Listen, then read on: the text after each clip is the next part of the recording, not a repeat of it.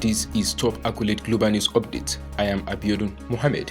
The death toll from earthquakes that struck Turkey and Syria this week neared 16,000 on Thursday as hopes faded of many people being found alive 72 hours since the disaster and frustration simmered over the slow delivery of aid.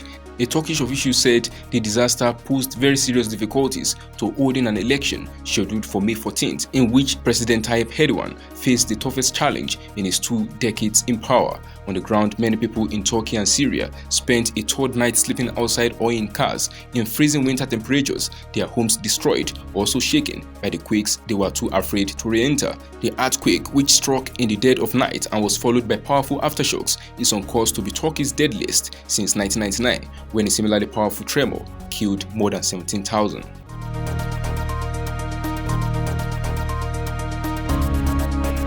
Nuclear-armed North Korea showcased its missile production muscle during a nighttime parade, state media reported on Thursday, displaying more intercontinental ballistic missiles (Icbms) than ever before and hinting at a new solid-fuel weapon.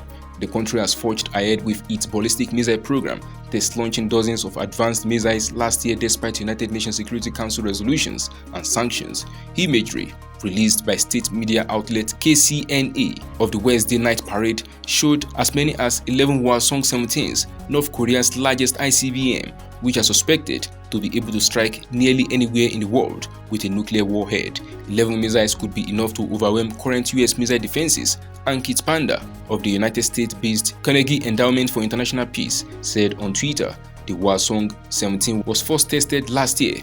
Alongside them at the parade were what some analysts said could be a prototype or mock-up of a new solid-fuel ICBM in canister launchers.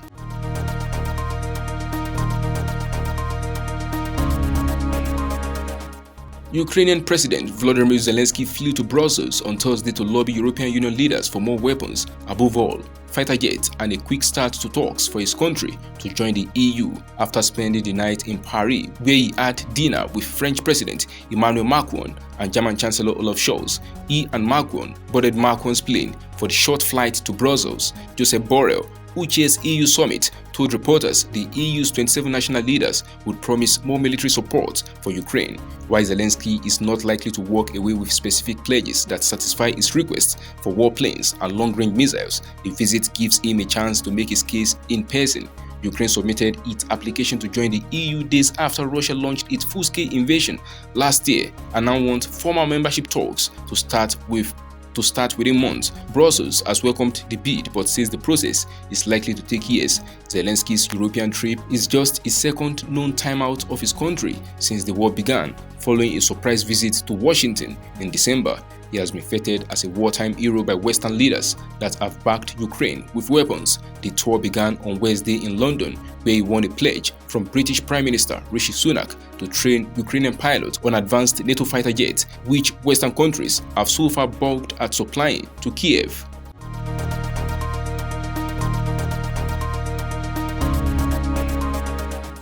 Australia's Department of Defense will strip its buildings of Chinese-made security cameras to ensure they are completely secure, the government says. The decision to remove the camera equipment follows similar decisions in the United States and the United Kingdom, which have also taken measures to ban Chinese-made cameras at sensitive sites, fearing Chinese companies could be forced to share intelligence with Beijing's security services. An audit found that at least 913 Chinese-made cameras had been installed across more than 250 Australian government buildings, including the Department of Defense, Foreign Affairs, Finance, and Attorney General's office. According to official figures, the cameras and security equipment made by Hangzhou Icvision Digital Technology and Dahua Technology Co. were found in almost every department except the Agriculture Department and the Department of the Prime Minister and Cabinet. Icvision and Dahua, which are partly state-owned Chinese firms, have been blacklisted in the US for allegedly helping the Chinese government carry out a campaign of repression against the Uyghur minority in the Xinjiang region through high-technology surveillance.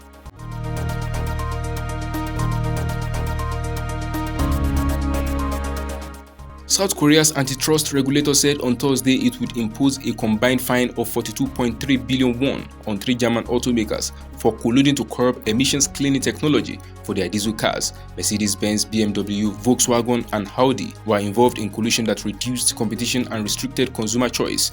The Korea Fair Trade Commission (KFTC) said in a statement, Mercedes-Benz was fined 20.7 billion won, BMW 15.7 billion won, and Audi 6 billion won. The regulator said, adding that Volkswagen was not fined because it did not earn revenue relevant to the issue. Mercedes-Benz said the company had cooperated fully with the KFTC and will not have to pay any fine, citing the outcome of a similar probe by the European Commission.